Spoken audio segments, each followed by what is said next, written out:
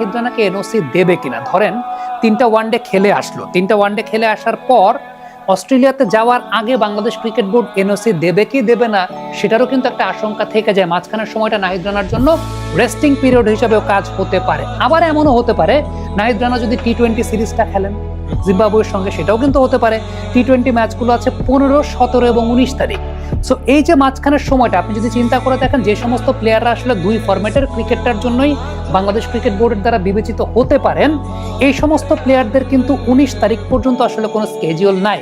আপনি তাওহিদ হৃদয় এলপিএল এ দল পান নাই, তার পেছনে এটা একটা অন্যতম বড় কারণ। কারণ তাওহিদ হৃদয়ের জিম্বাবুয়ে সিরিজের অ্যাফিলিয়েশনটা 19 তারিখ পর্যন্ত। এরপর আপনি যদি চিন্তা করেন 20, 21, 22 তারিখ পর্যন্ত কিন্তু আলটিমেটলি তাকে পাবে না, কারণ ট্রাভেলিং এর একটা ব্যাপার রয়েছে, আফ্রিকা মহাদেশ থেকে এশিয়া মহাদেশে আসা, এসব কিছুর একটা ব্যাপার কিন্তু রয়েছে।